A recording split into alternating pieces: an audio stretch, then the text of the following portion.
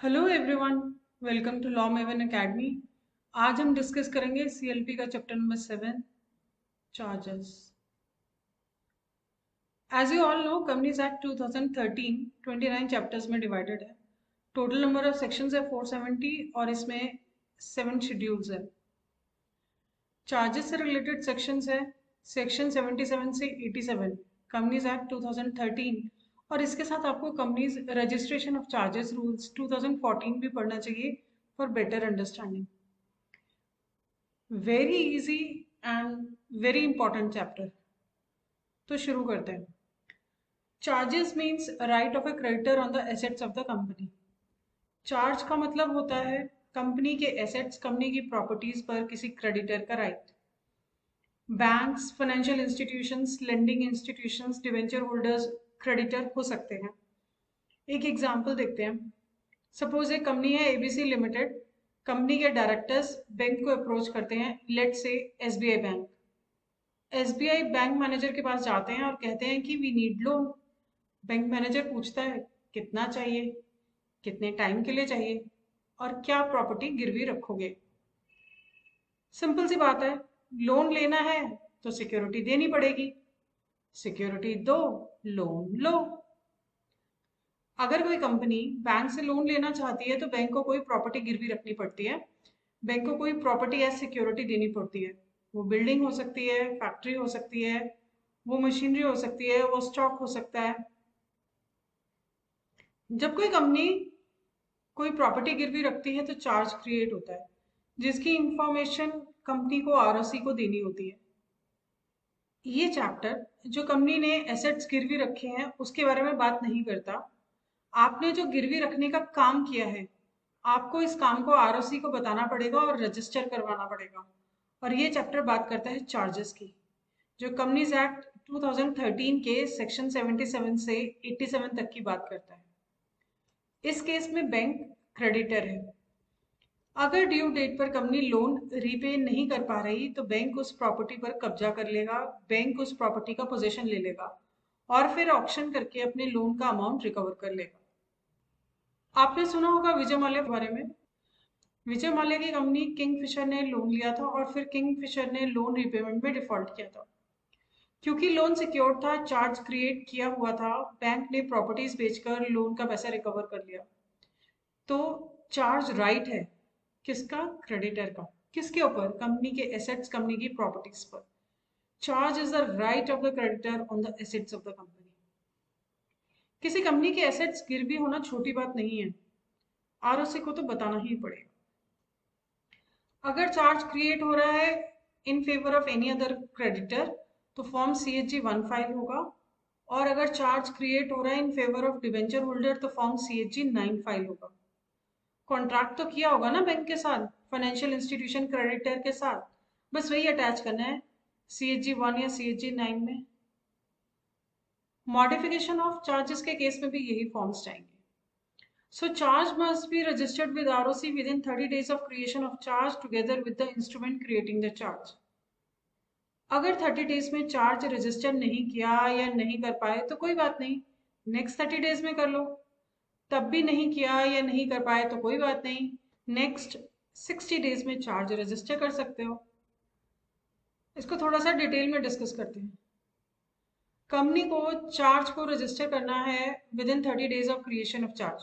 Okay, अगर company within 30 days of charge creation charge register करती है तो नॉर्मल फी लगेगी। अगर कंपनी ने 30 डेज में चार्ज रजिस्टर नहीं किया या नहीं कर पाए तो कोई बात नहीं, नेक्स्ट 30 डेज में कर लो, लेकिन अब एडिशनल फी लगेगी अलॉन्ग विद नॉर्मल फी।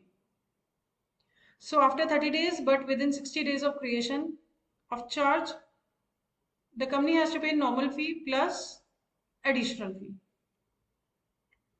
अगर 30 डेज में चार्ज रजिस्टर नहीं किया, नेक्स्ट 30 डेज में भी चार्ज रजिस्टर नहीं किया, फिर एक आखिरी मौका है चार्ज रजिस्टर करने का, नेक्स्ट 60 डेज में चार्ज रजिस्टर करने का, बट इट्स एक्सपेंसिव क्योंकि एडवलरम फी लगती है जो कि वैल्यू पर डिपेंड होती है। जितनी ज्यादा वैल्यू उतनी ज्यादा ad valorem fee. So after 60 days but within 120 days of charge creation, company has to pay normal fee plus additional fee plus ad valorem fee. One important point to remember, beyond 120 days the charge cannot be registered. 120 days के बाद charge register नहीं हो सकता. अगर company ROC को inform नहीं करती तो फ्रॉड होने के चांसेस बहुत ज्यादा है. ROC is public office, anybody can do inspection, right? अगर कंपनी आरओसी को इन्फॉर्म नहीं करती चार्जेस के बारे में तो चार्ज क्रिएट होने की इंफॉर्मेशन सिर्फ कंपनी और बैंक से एसबीआई बैंक को है. कंपनी सेम एसेट्स गिरवी रखकर किसी और बैंक से लोन ले सकती है. कंपनी एक ही प्रॉपर्टी पर कई सारे बैंक से लोन ले सकती है. सपोज एक कंपनी ने 4 बैंक से लोन लिया और चार्ज रजिस्टर नहीं किया, 5th बैंक से लोन लिया और चार्ज रजिस्टर कर लिया. प्रॉब्लम तब आएगी जब डिफॉल्ट होगा. किस बैंक को प्रायोरिटी मिलेगी लोन की रिकवरी में? सिर्फ उस बैंक को जिसका चार्ज रजिस्टर्ड होगा. कंपनी ने आरओसी को इन्फॉर्म नहीं किया, ना तो within 30 days of creation of charge, ना ही नेक्स्ट 30 डेज में, means within 60 days from the date of creation of charge, ना ही next 60 days means within 120 days from the date of creation of charge. अगर company ने ROC को inform नहीं किया तो उसके बाद उसका चार्ज रजिस्टर नहीं हो सकता. अगर कंपनी ने आरओसी को इन्फॉर्म ही नहीं किया तो कंपनी को भुगतना पड़ेगा. तो एसेट पर किसी क्रेडिटर का कोई राइट नहीं है, एसेट फ्री है. Company can sell that asset और फिर किसी और फाइनेंशियल इंस्टीट्यूशन या बैंक से लोन ले सकते हैं. ये तो कंपनी ने सेक्शन 77 का कॉन्ट्रावेंशन कर दिया, मतलब वायलेशन कर दिया, उल्लंघन कर दिया. अगर कंपनी ने चार्ज को रजिस्टर नहीं किया तो कंपनीज एक्ट 2013 में पेनल्टी का भी प्रोविजन है. कंपनी पर ₹5 लाख की पेनल्टी और हर officer of the company in default पर 50,000 की पेनल्टी लगेगी. चार्ज कंपनी के एसेट्स प्रॉपर्टीज पर होगा. एसेट मूवेबल भी हो सकता है, इमूवेबल भी हो सकता है, टैंजिबल भी हो सकता है, इनटैंजिबल भी हो सकता है, इंडिया में भी हो सकता है, इंडिया के बाहर भी हो सकता है. कंपनी की जो इंडिया के बाहर प्रॉपर्टी है, सपोज लंदन कनाडा की कोई प्रॉपर्टी, अगर कंपनी किसी को गिरवी रखती है चार्ज रजिस्टर करवाना पड़ेगा इंडिया में.